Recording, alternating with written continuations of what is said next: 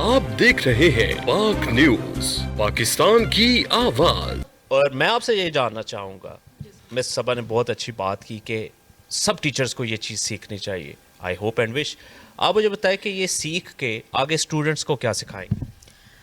First of all, thank you very much for giving me chance to speak out. Very first thing is that as a teacher, it's not the responsibility to groom yourself, it's the responsibility to groom your children, to groom your society. ठीक है?